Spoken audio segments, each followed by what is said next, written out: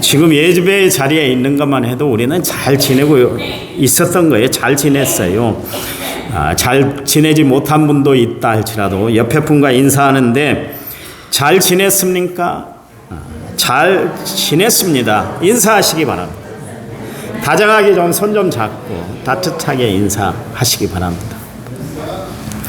자, 성경책 위에 우리의 두 손을 얹고 우리의 마음을 고백드리겠습니다. 저는 예수 믿어 구원받았습니다. 저는 예수 믿어 하나님 자녀 되었습니다. 저는 예수 믿어 천국 백성 되었습니다. 하나님이 주신 오늘 최선을 다해 살겠습니다. 하나님의 말씀을 아멘으로 순종하겠습니다. 아멘. 그런 삶이 되기를 간절히 부탁을 드립니다. 하나님을 사랑하신 분은 아멘 하시기 바랍니다.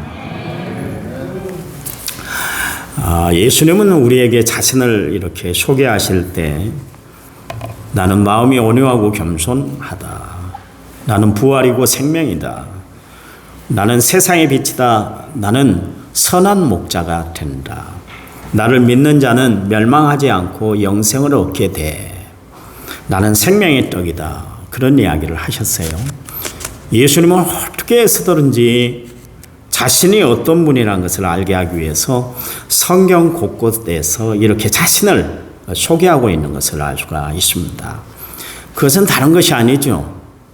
신앙생활을 하려면, 하나님을 믿으려면 바로 믿으라, 그런 이야기입니다. 여러분, 제가 늘 이야기합니다만 잘 믿는 것 중요해요. 그러나 너무 잘 믿어서 이상한 신앙으로 흘러가는 사람들이 많아요. 바로 믿어야 돼요. 바로 믿는 것이 중요합니다. 우리가 예수를 바로 알아야 내 자신을 바로 헤아리고 우리가 살아갈 수가 있기 때문에 그렇습니다. 여러분에게 묻겠어요. 나는 나 자신에 대해서 얼마나 잘 알고 살아가고 있는가? 남들 속에 이렇게 파묻혀 있을 때의 내 모습이 아니라 나 혼자 독대하고 있을 때, 그때 내 자신을 살펴볼 때 나는 과연 어떤 사람인가? 여러분 한번 생각해 보셨어요? 저는 수시로 시간 날 때마다 저는 혼자 있는 시간이 많이 있으니까 늘 하나님과 독대하면서 하나님, 나는 도대체 누구예요? 나라는 인간은 도대체 어떤 인간입니까? 늘 하나님 앞에 그것을 물어요. 여러분, 살아가면서 우리가 알잖아요. 어떤 때는 내 자신도 나를 모르고 살아갈 때가 너무나 많아요. 그래서 내가 왜 이러지? 내가 왜 이렇게 사는 거야? 내가 왜 이런 말을 했지? 그러면서 후회하고 그럴 때가 얼마나 많은지 모르겠어요. 그래서 나는 어떤 사람인가? 나는 과연 나의 실존에 대해서 나는 도대체 어떻게 살아가고 있는가? 여기에 대해서 우리는 수시로 질문하고 살아갈 필요가 있습니다. 저는 신앙생활이라는 것은 다른 것이 아니라고 생각을 해요. 나를 알아가는 것, 나 자신을 알아가는 것, 내 자신을 살펴내는 것, 그것이 신앙생활이다. 자신을 살피는 작업을 하는 것이 신앙생활이다. 저는 그렇게 생각합니다. 도대체 나는 누구인가? 톨스토이가 책을 하나 썼습니다. 단편소설을 하나 썼는데 사람은 무엇으로 살아가는가? 그냥 톨스토이도 마찬가지예요. 자기가 하나님 앞에 섰을 때 내 실존이 도대체 뭔가? 나는 도대체 어떤 사람인가? 그게 궁금해서 그렇게 책을 하나 썼던 것이에요. 성령의 다스림을 받고 살아간다는 나는 정말 마음 씀씀이가 고운 사람인가? 아니면 내 마음대로 막 살아버리는 사람이 아닌가?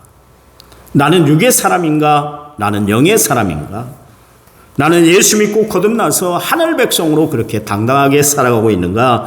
아니면 아직도 하나님의 실존에 대해서, 하나님의 존재에 대해서 믿어지질 않고, 그래서 하나님의 말씀이 귀에 들어오지 않고 있는가?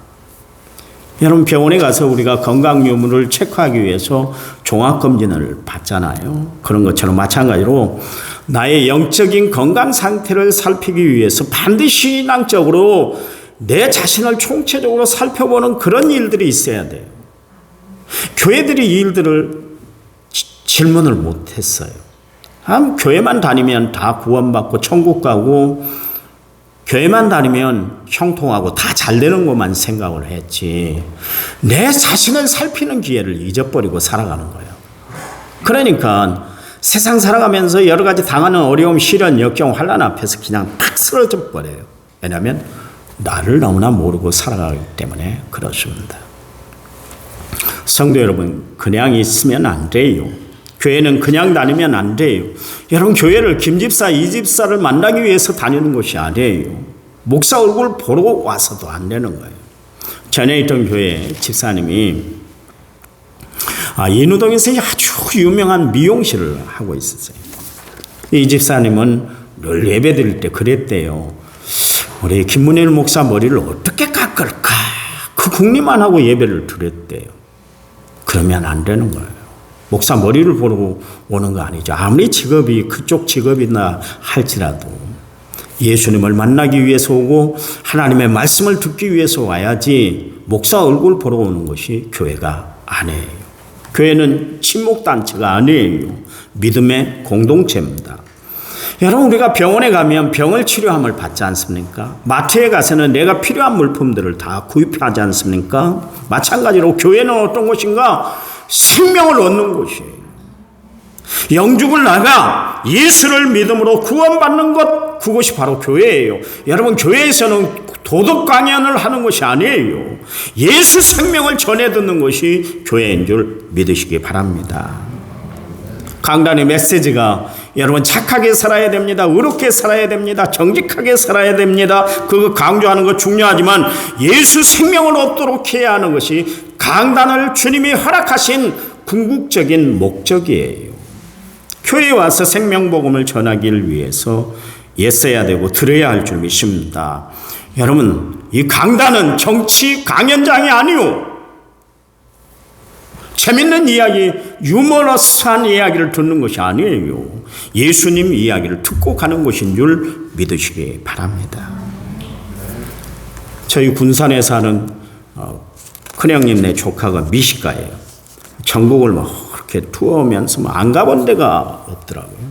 저도 참 전도사 때, 부목사 때 맛있는 음식이 있다면 전국을 다 뒤져가면서 먹어봤는데 그 녀석은 더 그래요. 전국의 맛집을 이렇게 투어하면서 음식을 먹더라고요.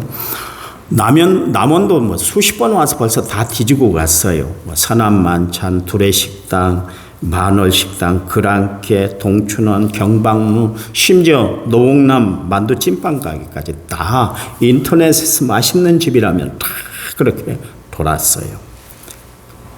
여러분, 그 이유가 뭐예요? 음식을 먹어도 그냥 먹질 않겠다, 그런 이야기예요. 세상 음식을 먹는데도, 그 한 끼 음식을 먹는데도 다 검색을 해서 검증을 해서 그렇게 음식을 먹는데 우리가 예수를 믿는데 그냥 믿어서야 되겠어요? 철저히 믿어야죠. 바르게 믿어야 하는 것입니다. 바울이 그냥 예수 믿었던 것이 아니었어요. 철저히 검증 작업을 통해서, 체험을 통해서 그가 예수를 만나고 믿었던 것이었어요. 그러니 그가 믿음의 확신 가운데 예수를 믿었잖아요. 그러니까 주를 위해서 자신의 목숨 하나 아까워하지 아니하고 죽도록 충성했던 것을 알 수가 있습니다. 여러분, 우리가 교회 다니는 이유가 뭐예요? 예수 믿어 구원받기 위해 다니는 것인 줄 믿으시기 바랍니다. 천국 가기 위해서 예수를 믿는 거예요. 이 믿음의 목표가 분명히 세워져야 돼요. 많은 사람들이 세상을 살아가면서, 인생을 살아가면서 마음먹기에 달렸다, 그런 이야기를 합니다. 맞아요. 마음먹은 대로 사람들은 살아갈 수가 있죠. 그런데 문제는 세상이 내 마음먹은 대로, 여러분, 세상이 풀려나가고 세상이 내 마음먹은 대로 되던가요? 아니에요. 그러니까 그게 문제예요. 우리가 지금까지 살아와 봐서 잘 알지 않습니까? 하나님이 우리에게 이런 말씀을 주셨잖아요. 잠언 16장 9절 말씀에 사람이 마음으로 자기 길을 계획한다 할지라도 그 걸음을 인도하는 자는 하나님이시다, 그렇게 이야기를 하고 있습니다. 이 말씀의 뜻이 뭐예요? 이 세상 살아가는데 내 마음대로, 내가 발걸음 가고자 하는 대로 가져가고지는 것이 아니고 마음먹은 대로 모든 것이 행해지는 것이 아니다, 그런 말씀이에요. 여러분, 인생이 자기 마음 먹은 대로 되는 것이 아니라는 것을 알았던 바울은 신앙적으로는 분명히 하나님을 잘 섬겨야 된다는 것을 알았어요. 그것을 이론적으로 너무나 잘 알고 있었어요.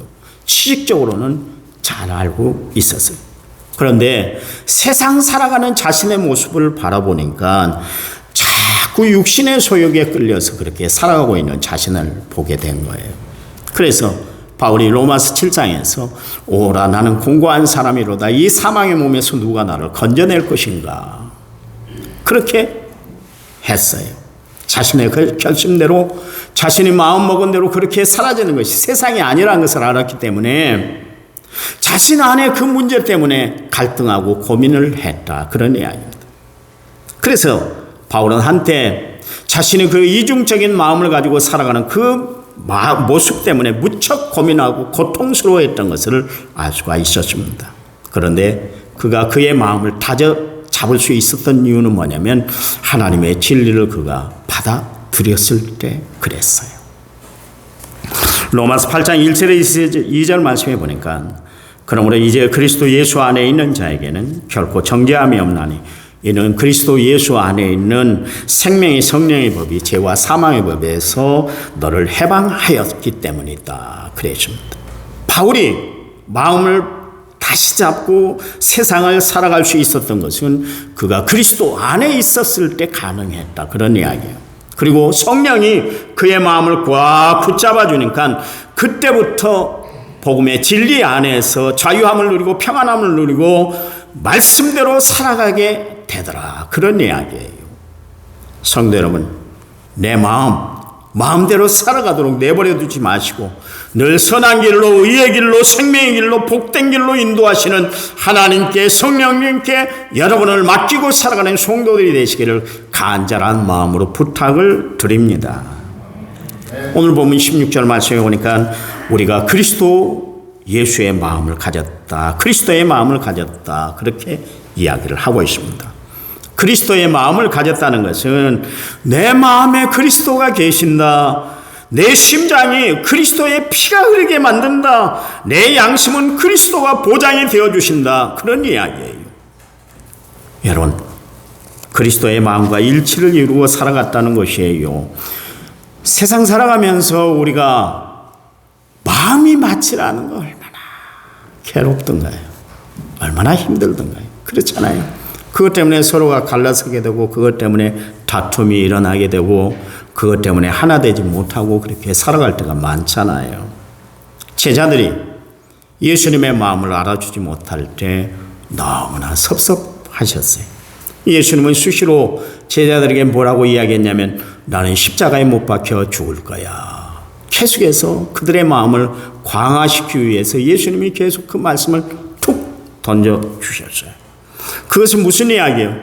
너희들도 내 마음과 같았으면 좋겠어. 앞으로 너희 앞에 시련이 올 거야. 환난이 올 거야. 박해가 쏟아질 거야.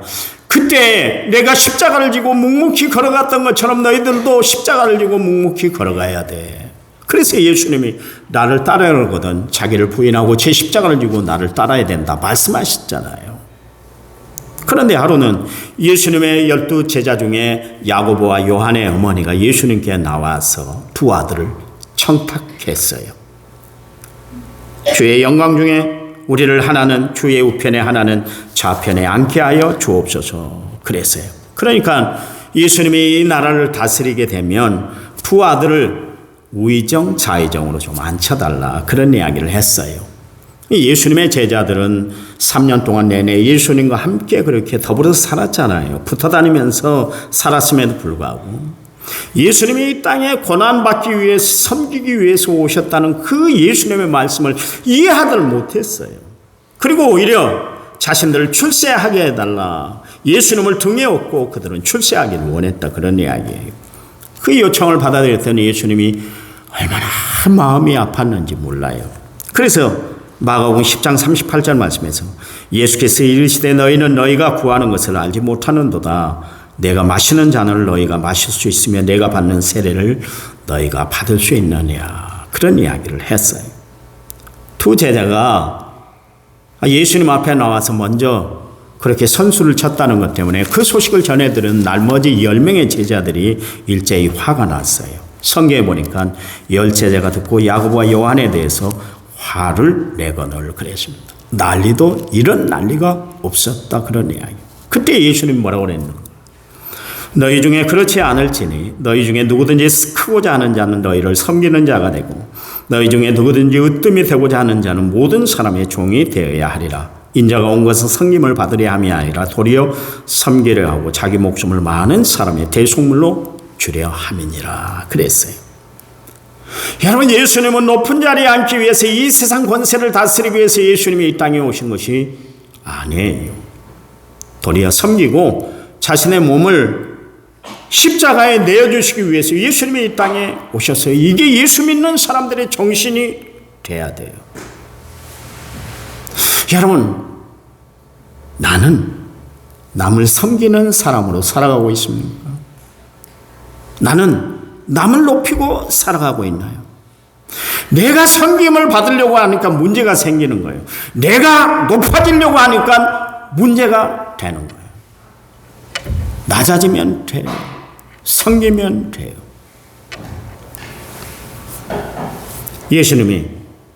예수님처럼 제자들이 그렇게 살아주기를 원했었어요. 그런데 제자들은 예수님 마음과 전혀 다르게 행동하는 것을 보고 저들을 보고 너무나 마음이 아팠어요. 성경엔 예수님의 마음을 알아주었던, 그래서 예수님의 마음에 꼭 들었던 여인이 소개가 되고 있는데요. 요한복음 12장 또 마가복음 14장에 나오는 사건이 있었습니다. 예수님이 십자가를 지시게 됐어요. 죽음을 앞에 두었다는 것이죠. 그때 마리아라는 여인이 300데나리온이나 되는 향유가 든 옥합을 다 깨트려서 예수님께 부어드렸어요. 예수님께 그렇게 행동했던 마리아의 행동이 눈에 거슬렸던 가룟유다가 그것을 팔아서 가난한 사람들에게 주었으면 수백 명을 도와줬을 텐데 그것을 왜 허비하느냐, 그런 이야기를 했습니다. 그때 예수님 뭐라고 그러셨냐면, 예수께서 이르시되 가만두라, 너희가 어찌하여 그를 괴롭게 하느냐, 그가 내게 좋은 일을 했다. 예수님 마음에 꼭 드는 행동을 했다. 내 마음을 알아주는 사람은 마리아다, 그런 이야기예요. 그러시면서 내가 진실로 너희에게 이르노니 온 천하에 어디서든지 복음이 전파되는 곳에는 이 여자가 행한 일도 말하여 그를 기억하게 할 것이다 그러십니다. 여러분, 가룟유다는 예수님의 마음을 헤아리질 못했고 마리아는 예수님의 마음을 헤아렸다, 그런 이야기입니다. 성경에 예수님이 하신 말씀, 마태복음 7장 2절 말씀 여러분 꼭 기억하셔야 돼요. 1절부터 외우면 너무나 좋습니다. 비판하지 말라. 왜요? 비판하면 너희가 그 비판을 받는다 그래서 사람은 메아리 법칙 안에 살아가는 거예요. 그래서 다시 돌아와요. 부메랑 법칙이 분명히 있습니다. 내가 심은 대로 거두게 되는 거예요. 그러면서 남을 헤아리면서 살 것을 말씀하시잖아요. 너희가 헤아리는 그 헤아림으로 너희가 헤아림을 받는다. 이해하고 관용하고 사랑하고 붙잡아주고 안아주면 내 삶에 그런 아름다운 역사가 또 베풀어진다, 그런 이야기예요. 이왕 살아가는 거 좋은 영향력을 끼치고 좋은 것을 받고 좋은 것을 성취하고 살아가는 성도들이 되시기를 간절한 마음으로 부탁을 드립니다. 남의 마음을 헤아려주는 사람을 해인이라고 해요. 부모의 마음을 헤아려줄 줄 아는 자녀를 효자다, 그렇게 이야기합니다. 하나님의 마음을 헤아리고 사는 사람들이 성도예요. 하나님과 마음을 맞추고 살아가는 사람들이 참 하나님의 자녀예요. 예수님의 마음을 알고 살아가는 사람들이 크리스찬이에요. 바울은 예수 믿는 사람들은 예수님의 마음을 가져야 된다, 그렇게 말씀을 하고 있습니다.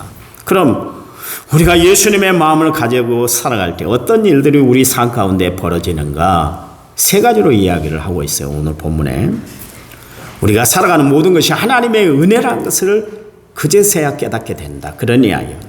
12절 말씀에 우리가 세상의 영을 받지 아니하고 오직 하나님으로부터 온 영을 받았으니 이는 우리로 하여금 하나님께서 우리에게 은혜로 주신 것을 알게 하려 하십니다, 그러십니다.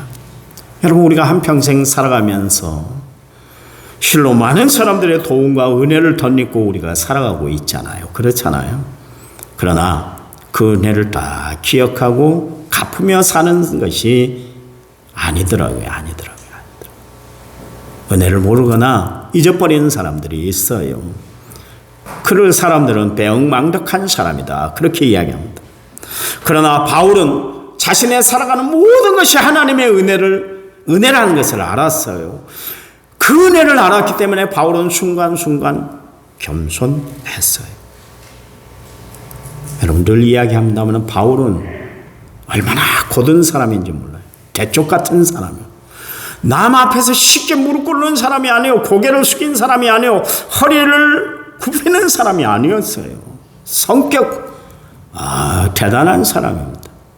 가까이 하기는 힘든 사람이었어요. 그런데요, 예수를 믿고 나니까 세상 살아가는 것이 하나님의 은혜네. 자기가 구원받은 것까지도 디모데전서 1장 13절에서 은혜로 구원받았다는 걸 알잖아요. 그 은혜로 하여금 그 은혜 때문에 바울이 무릎 꿇는 사람이 됐어요. 겸손한 사람이 됐어요.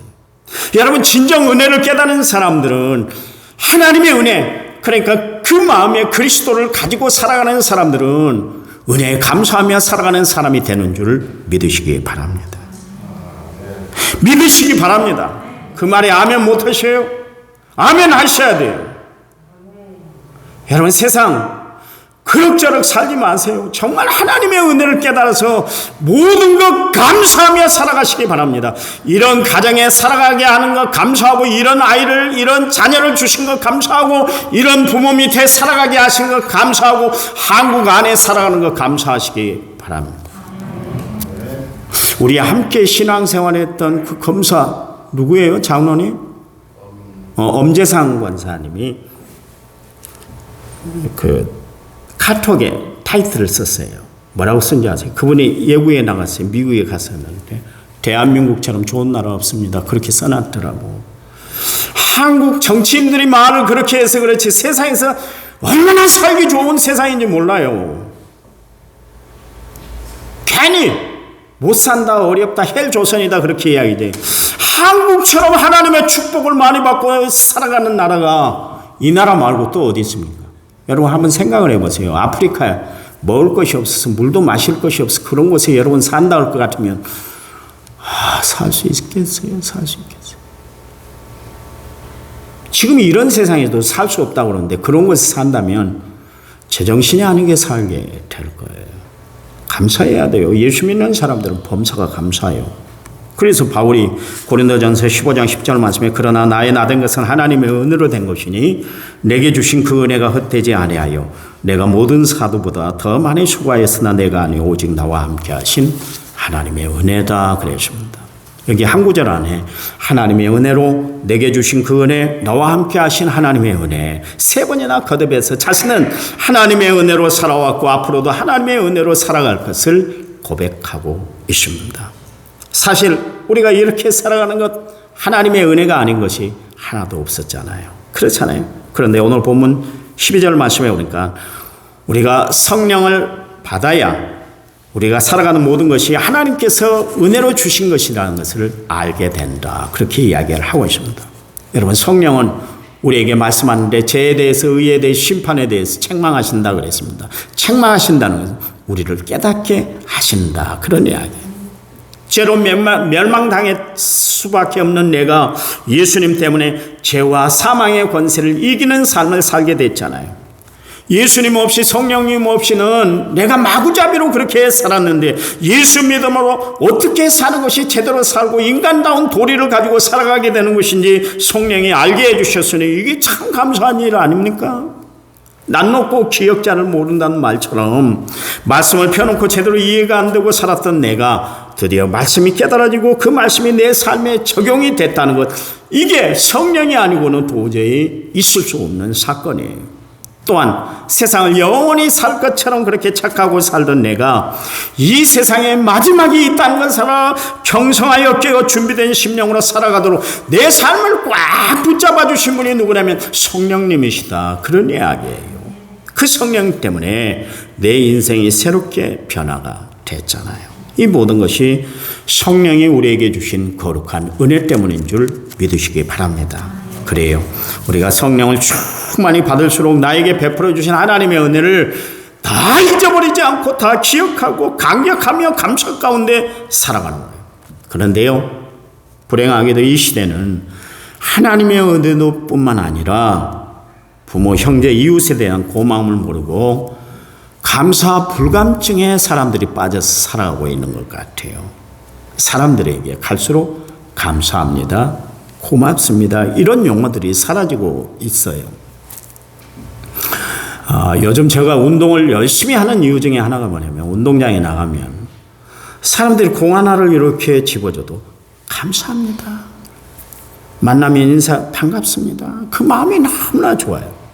그 사람들 중에 예수 믿는 사람들도 있지만 예수 믿지 않는 사람들도 많아요. 그런데도 불구하고 그런 이야기를 하시더라고요. 그래서 이 운동장 안에만큼은 이렇게 감사하는 마음들이 있구나, 세상도 이랬으면 좋겠다, 그런 생각을 가져요. 여러분 우리는 어떤 사람이요? 주님이 말씀하신 것처럼 범사에 감사하며 살라고 그랬으니까 하나님의 은혜인 것을 알아 범사에 무슨 일을 하든 간에 누구를 만나든지 간에 감사하며 살아가는 성도들이 되시기 바랍니다. 그래요. 그리스도의 마음을 회복하는 사람들, 그래서 그리스도의 마음을 가지고 살아가는 사람들은 하나님의 은혜가 깊다는 것을 깨닫고 살아가는 사람들이에요. 그 사람들이 바로 예수 믿는 사람들이에요. 두 번째, 그리스도의 마음을 가진 사람들은 하나님이 주시는 분별력을 가지고 살아가게 됩니다. 신령한 것을 분별할 수 있다, 그런 이야기예요. 13절, 우리가 이것을 말하거니와 사람의 지혜가 가르친 말로 아니하고 오직 성령께서 가르치신 것으로 하니 영적인 일은 영적인 것으로 분별한다, 그렇게 이야기를 하고 있습니다. 여러분, 저 하늘에 있는 별을 이 눈으로 다 관측하기는 힘들어요. 그렇잖아요. 그런데 우리가 천체를 보는 만원경이나 첨단 장비로는 쉽게 볼 수가 있습니다. 육안으로 우리 내장과 위장을 들여다볼 수는 없어요. 그러나 내시경을 넣으면 샅샅이 다 들여다볼 수 있어요. 여러분, 신령한 세계 역시 육신의 눈이나 세상 경험이나 갈고 닦은 지식으로는 그것을 다 헤아리고 또한 알 수가 없고 이해할 수도 없어요. 그래요. 작은 먼지만 들어가도 막 눈이 쑤시고 아픈 눈으로 여러분 어떻게 신령한 세계를 우리가 다 볼 수가 있겠어요. 변덕스러운 인간의 마음으로는 하나님의 섭리를 이해하거나 깨달을 수가 없어요. 돋보기 안경을 써도 글씨가 보이지 않는 눈으로 영원하시고 영존하시고 신령하신 하나님을 보는 것은 불가능한 겁니다. 하나님의 세계는 신령한 눈으로 봐야 되는 거예요. 눈에는 세 가지가 있다고 그러잖아요. 육안이 있습니다. 우리 눈으로 볼 수 있는 것.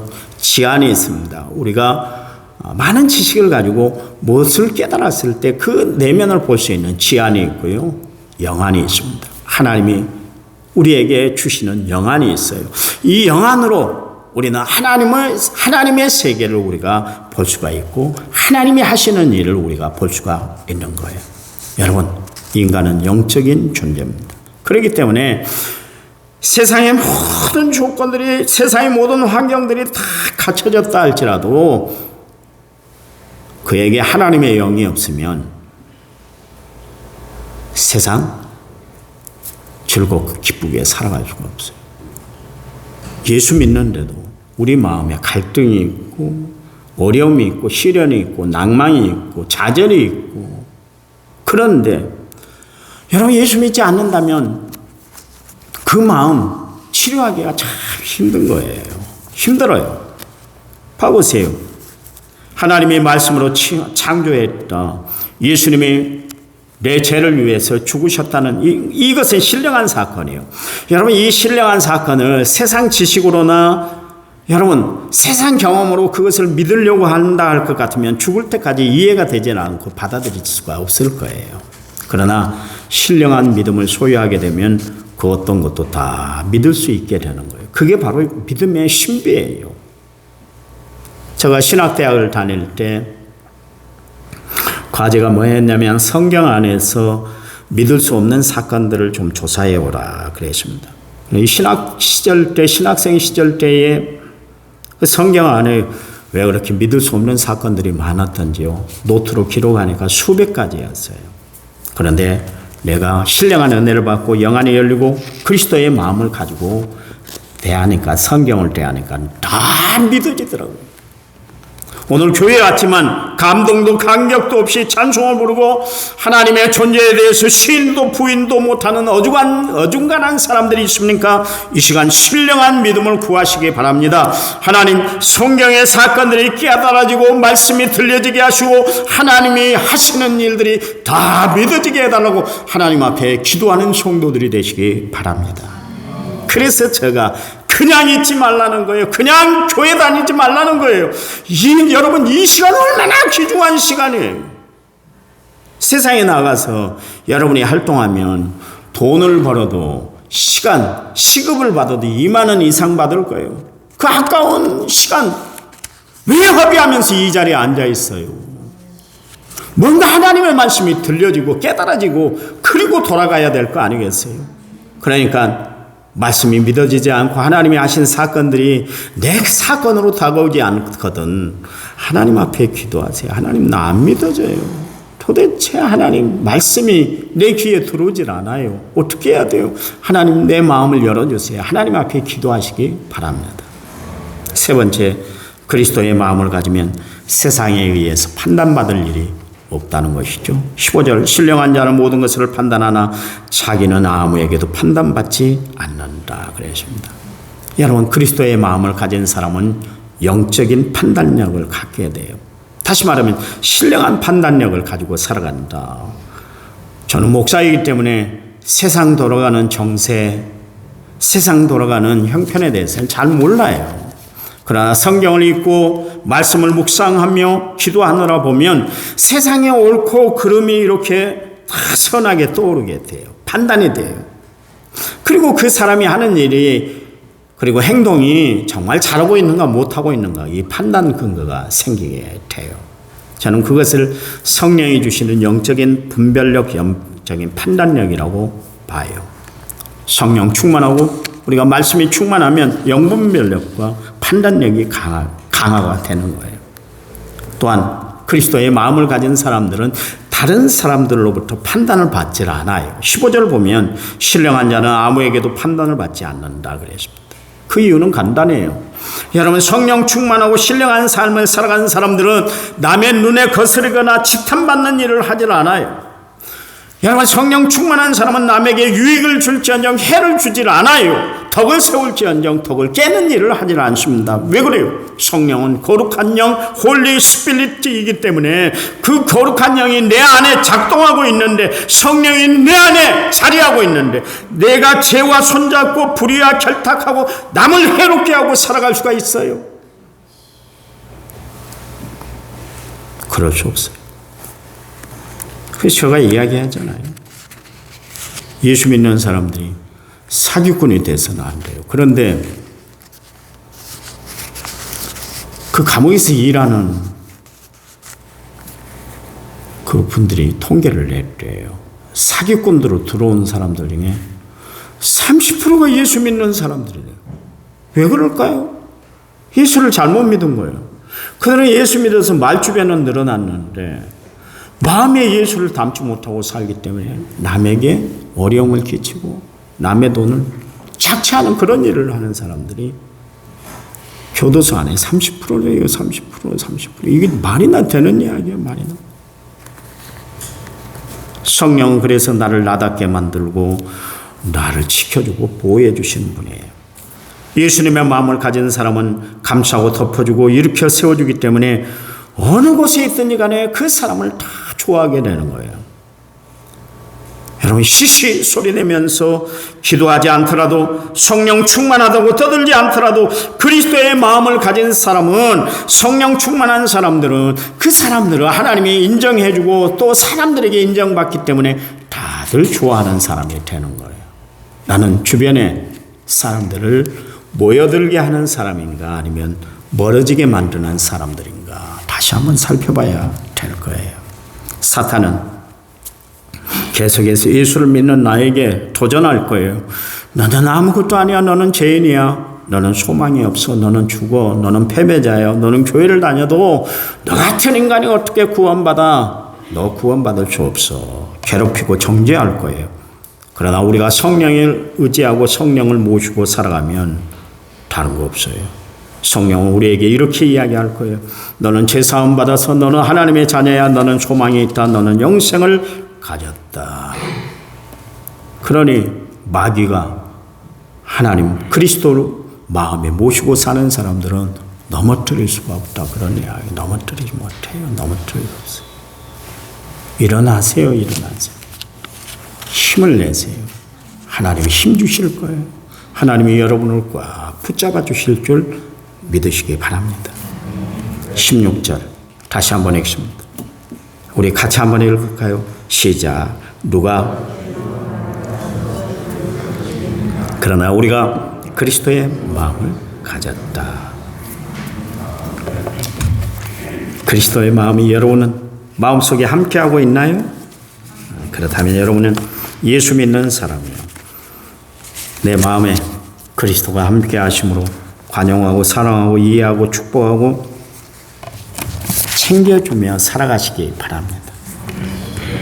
4가지 이야기했어요. 다시 한번 기억하세요. 어떻게 해요?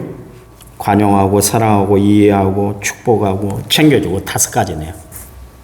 실천하며 사시기 바랍니다. 한 주간 동안 내 마음에 예수님이 함께 하시고 그리스도가 함께 하신다면 베풀고 사세요. 이해하고 사세요. 막 그거 꼬치꼬치 따지세요. 이해하고 사세요. 감싸고 사세요. 눈에 안 들어오잖아요. 자식들. 아휴, 내가 저 자식 놓고 미역국 먹었나 생각이 들 때도 있을 거예요. 근데요, 사랑의 마음을 가져보세요. 다 이해하고 긍휼히 여겨지고 불쌍히 여겨지고 사랑하게 돼요. 오늘부터 우리 마음을 다시 한번 바꿔 가지십시다. 우리 마음에 그리스도가 채워지도록 그리스도가 함께하도록 여러분 마음을 비우고 그리스도를 가득 채우고 살아가는 은혜로운 성도들이 다 되시기를 간절한 마음으로 부탁을 드립니다. 하나님 감사해요. 그리스도가 내 마음의 주인인 것을 이 시간 고백드립니다. 하나님의 공의라는 정 놀라운 사랑이 날마다 저희들과 함께 해주실 줄 믿습니다. 한 주간도 이 그리스도의 마음을 가지고 담대하게 거침없이 최선을 다해 승리하는 한 주간 되도록 축복해 주시옵소서. 예수님 이름으로 기도했습니다. 아멘.